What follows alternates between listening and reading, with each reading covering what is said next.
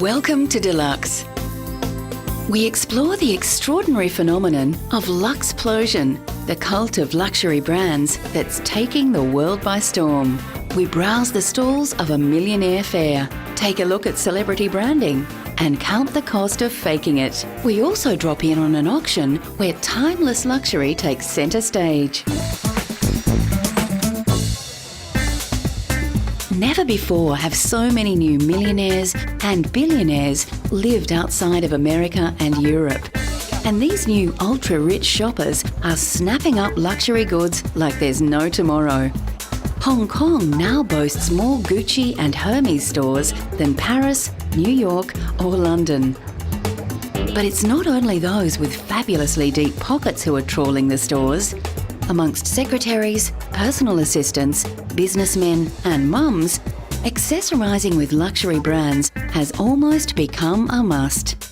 In Tokyo, over 90% of women in their 20s own a Louis Vuitton bag. And it's not uncommon for a young Chinese or Japanese woman to spend her entire month's wage on one luxury item. Vuitton and Gucci were among the first major brands to take advantage of this new craze, and getting in on the scene early has given them a major advantage. Many upmarket American brands are struggling to achieve the same sort of success, not least because many Asian consumers seem to favour the established European brands. Having a dedicated store is one of the most important factors in persuading the hungry Asian market that a particular brand has status. Rather than leave it to local licenses, big brands are realising they need to come down in person and open up a designer flagship store. Gucci designer Frida Giannini paid a personal visit to the opening of the Gucci store in Hong Kong. Her men's collection, called Young Frida's, was influenced by the timeless cool of Italian film. Gucci makes sure it's represented by the young and sophisticated. Whether it's casual or formal, I like clothes that are simple, but with a little bit of details. Like this is it's simple, but they have like some lace details here, like little tricot and stuff. So I just love all these little things. So it's just so sexy and cute. You know, you have to look closely to see the details, and I like that. Gucci also know that modern young men are just as interested as women in looking good. Men are increasingly aware that style denotes status, and status is all important in standing out in the crowd. I'm a fan of Gucci. Gucci's style fits me. It's elegant and wild. The clothes are great for both staying in and going out. I think the clothes emphasise my character, so I like Gucci very much. Despite rampant counterfeiting, French luxury goods maker Louis Vuitton continues to exude confidence in the Chinese market, as displayed by its impressive Beijing flagship store, which opened in 2005. With many wealthy Chinese wanting the real thing, Vuitton stores have gone from strength to strength. As the company trades on the desirability of their shoes, luggage and other products, the store itself is an important symbol to the potential consumer. Through this house, you are in fact traveling through the Vuitton universe. Giorgio Armani has opened a number of stores in China and Hong Kong, but in a trend that may see other companies following him, the Armani Group plans to move some of their manufacturing out of China in an effort to combat piracy. The Armani line is perhaps best known for its menswear, and Giorgio Armani himself has been named the most successful Italian designer ever. Certainly the status of his label has proved to be a great selling point in style-conscious modern China. Another designer label, whose products are keenly sought after, recently chose an unusual showcase. Chanel's iconic quilted handbag took centre stage in an exhibition called Mobile Art, which opened in Hong Kong. The show was housed in a futuristic white pavilion, and several international artists treated Chanel's bag to some colourful reinterpretations. One of the most enduring status symbols for a man is his car, and in modern China, it's increasingly common to see top luxury cars on the road. Rolls-Royce, Bentley, Ferrari and Lamborghini are all enjoying their best sales growth in a country that used to be ruled by the bicycle. Rolls-Royce only launched in the country in 2003, but China has swiftly become a very important market for the exclusive brand. In 2006, after a lot of development and success, China surpassed Japan as Asia's #1 market, and it also became the #3 market in the world. In 2007, sales grew by another 50%. Bentley, whose models start at just under $500,000, is also undergoing rapid growth in China. Test drives are usually not available, but knowing what it feels like to be behind the wheel is not always top priority. When I buy cars, I don't pay attention to the price. I look at the quality.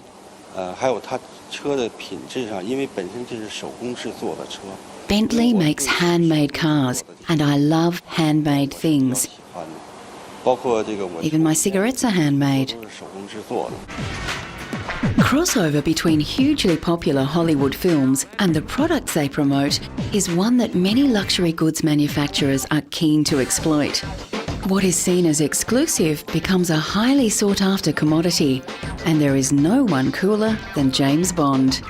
Aston Martin launched into China in 2007, the very year that the British luxury car was named the coolest brand out of more than 500 leading UK products, making it the perfect time to introduce James Bond's favourite car to a status-conscious Asian market. It's totally differentiated from its competitors. In terms of the product itself, does it work? Does it excel? Yes, it does. Does it look great? Do people desire it? Yes. It really ticks all the boxes there, and it's a very aspirational brand, and it's no surprise that it's not only #1, but it's #1 for the second year running. Of course, the more available a luxury product becomes, the less exclusive and therefore the less desirable. But at prices ranging in the hundreds of thousands of dollars, luxury cars aren't likely to experience too much of a problem. Coming up, Luxplosion in Russia. The Iron Curtain turns to gold. A landmark in the luxury event calendar, the Millionaire Fair brings together some of the most expensive luxury products from around the world, all under one roof. This fair is on the outskirts of Moscow, but the prestigious event is also staged in Cannes, Belgium, China and Dubai, so millionaires of the world can choose their closest venue. According to the Russian edition of Forbes, Russia now has 25 billionaires and 88,000 millionaires, all in a country where almost a fifth of the population live below the poverty line. Entry is by invitation only, and over the 2 days of the fair, an estimated 10,000 of the world's wealthiest turned out to browse among the more than 200 stalls. Standout exhibits include glittering diamonds, top-grade cigars, vintage cars, a diamond-encrusted Mercedes, and exotic stuffed animals. As per usual, it's all about brand and status, and many of the more traditional luxury manufacturers are keen to find a place on the exhibition floor. Royal Delft, with a history dating from the 17th century, which includes royal patronage, offers a prestige which money can now buy. The Russian market is a market which is booming, and where there's lots of people who have money enough to buy quality and beautiful stuff, and that's why we're coming to Russia. Other luxury product manufacturers eschew the past and celebrate our modern lifestyle. And the exhibits included the common garden mobile phone, now transformed into a luxury item. Goldfish is the most exclusive cell phone worldwide. It's a solid 18-karat golden cell phone with and without diamonds. And prices are starting from €18,500 till 1 million. Among the bargains that could be snapped up was a Bugatti Veyron, the most expensive and reportedly the most polluting car in the world, which sold for $1.4 million. Many of the luxury items are made by companies who manufacture across the price range, from everyday items for the average consumer up to the most expensive top of the range, designed for the socially active millionaire. Here I can buy jewellery or nice expensive watches. But unfortunately, I cannot afford a helicopter or yacht. Fur remains a top luxury item for the Russian and Northern European ultra-rich. But surprisingly, 80% of the world's fur garments are produced in the balmy climate of Hong Kong. Russians have always loved their fur coats and still account for 50% of the global market. But, you guessed it, the Chinese market is also enjoying a boom as fur elbows its way back into high-status apparel. While anti-fur protesters cool down outside, insiders claim fur sales have jumped, with many major fashion houses now returning to fur and young designers breaking out of the traditional and playing with colour and style. Hong Kong is in a unique position to profit from an increased appetite for animal skins. In terms of manufacturing, they've got something that the rest of the world hasn't got. They've got access to a pool of labour in China that is highly skilled. The labour in Western countries is aging. There isn't the capacity. So Hong Kong, has kind of grown into that position. Just over the border from the booming economy of China, another populous and diverse country is seeing new wealth rapidly change spending habits. India's wildly expanding economy is producing a new class of cashed-up consumers, and Vogue is on hand to make sure they spend their money wisely. Vogue India recently opened its doors to join the other fashion and lifestyle magazines already on the stands.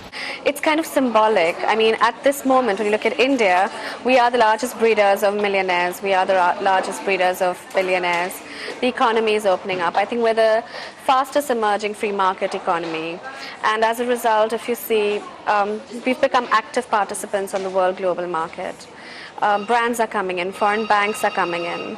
I think with all of that happening, such a huge change taking place, it was about time that we had a product like Vogue, which kind of serves as a monitoring of the change in a country's culture. It monitors the pop trend, the trends in a country. Vogue is following in the footsteps of many major fashion and luxury brands that are opening up stores in India. After years of having to go abroad to shop, Indian fashionistas can finally find something new and beautiful much closer to home. Many foreign media firms have been reluctant to make big investments in India, preferring to play it safe by opting for small stakes or licensing deals in a notoriously difficult market. Condé Nast is confident that India's appetite for luxury goods is a long way from being sated.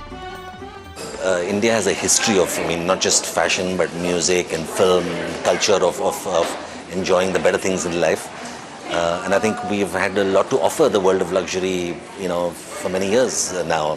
Over centuries ago, it's the royalty which was doing it. But today, I think the modern royalty is all about, modern technocrats and business people who are successful and doing well. The ripples of Luxplosion have spread beyond the Far East, and Gap is yet another major fashion brand which now looks offshore for much of its profit. Gap appreciates that many fashion fans can't browse the boutiques of Paris, London or New York and need the fashion houses to come to them. Gap recently agreed to let Ripley, Chile's second largest department store, distribute several of its labels. Cindy Crawford was the face chosen to promote the public offering of Ripley shares as the chain store began its ambitious 3-year expansion plan. Consumer spending in Chile is up, and the fashionable are clamouring to buy what they see in magazines and on television. Cindy herself exemplifies the kind of easy American cool that is copied in many South American countries. As Ripley's is aware, models are the superstars in the fashion industry. Millions of consumers around the world model their own look on these celebrities, and they switch designers and accessories as the models themselves are wooed from one label to another. Gisele Bunchen, a Brazilian model, has been the top earning model for a number of years, with a salary that many businessmen would envy. With her annual fee at over 30 million, she easily outperforms the world's number 2 earning model, Kate Moss, who pocketed just under 10 million. Gisele has more contracts than any other model, and the labels she's modelled for include Dior, Balenciaga, Dolce & Gabbana and Versace. Her recent split from Victoria's Secret was a very public one, but she has maintained it was due to her needing a change. Kate Moss at 33 has shown an amazing longevity and an ability to survive scandal. No doubt aware that her face may not make her fortune for much longer, Kate recently launched her own label at Topshop, a British retailer which has proved hugely popular. Victoria's Secret has no problem attracting the most beautiful women to its campaigns, and 2 of its current models are listed in the top 10, including Adriana Lima and Alessandra Ambrosio. Other models in the top 10 include Heidi Klum, Carolyn Murphy, who's the face of Estee Lauder, and Australian Gemma Ward. However, the job may not be as easy as it looks, as Adriana Lima suggests. For me, I woke up today at 6 o'clock in the morning. I had to moisturize my body because I always like to do, I have to shave. Okay, you don't want any monkeys in the runway, of course. I'm joking. Coming up, the real thing, the fight against fake. While luxury sales have been threatened in Europe and America, the global financial crisis has barely dented Chinese high-end spending habits.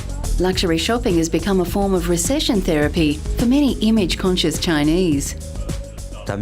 During times of economic hardship, luxury goods let Chinese people project a successful image and boost their self-confidence. Italian designer brand Versace recently held its first fashion show in China as part of an aggressive push into the Asian market.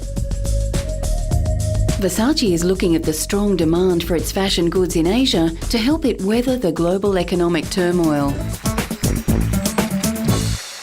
Even stuffy old auction houses are realising the increasing desire for luxury items. And the traditional gentlemen's sales of antiques are for gentlemen alone no more.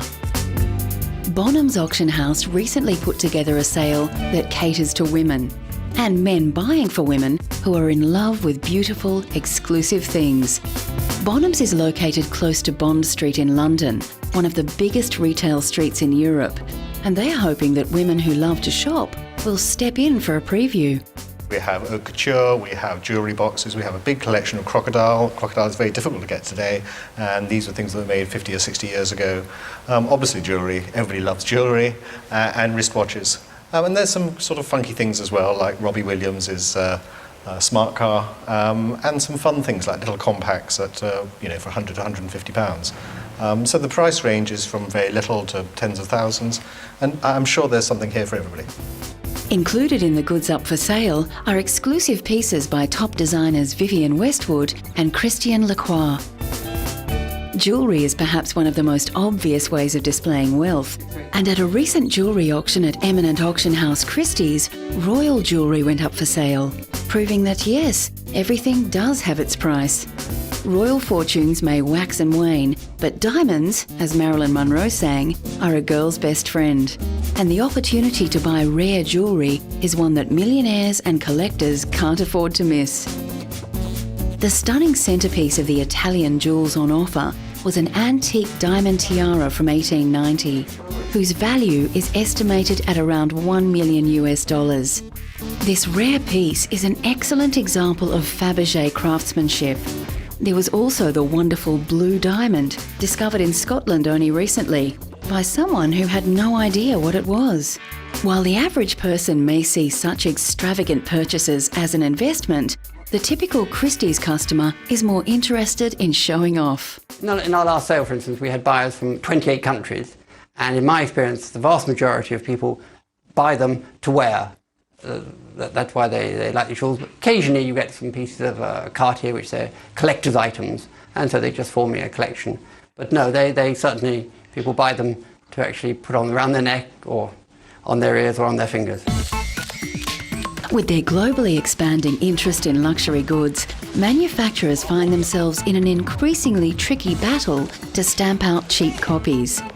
Because luxury goods are so linked with status, those who cannot afford the real thing are only too happy to settle for a fake. Everything that can be copied will be copied, often in dangerous backyard working conditions that exploit workers.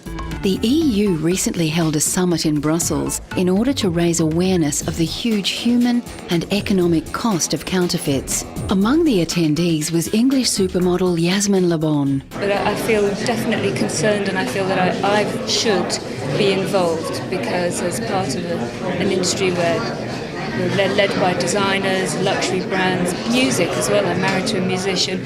You know, I think this all maybe started with DVDs and music being pirated, and it's just exploded basically into something quite different. On display at the summit was a startling array of fakes, from common DVDs, which find their way into many tourist shopping bags, through to a Ferrari made in Thailand.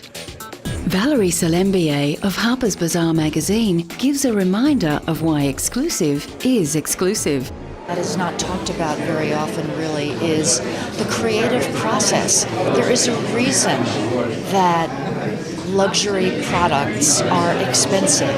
You are paying for creative design and the designer's time and vision. And luxury companies spend hundreds of millions of dollars really trying to protect their designers. Louis Vuitton is more than aware that the extreme popularity of its accessories keeps counterfeiters in work. The company is determined to keep the pressure on Chinese authorities to stamp out fakes. The law being there, the key question is how to enforce it. And we must say that we've seen considerable progress recently in the implication of the authorities to have the laws enforced. At British Customs, officials are used to uncovering cleverly and not so cleverly disguised fakes.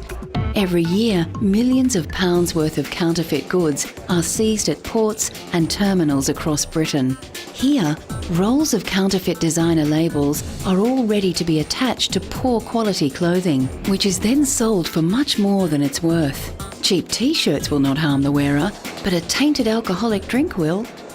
On several occasions now we've seized large quantities of whiskey and other spirits, and when we've had it analysed we've found that the whiskey itself contains large quantities of industrial strength methylated spirits, methanol. Now if you drink that and drink a lot of it, the chances are it will actually make you go blind. I mean, it is quite a very, very serious risk to one's health. The low cost of a fake is always tempting, but for the millions caught up in the phenomenon of luxplosion, it's the real thing that buys them entry to a social class their parents could only have dreamed of.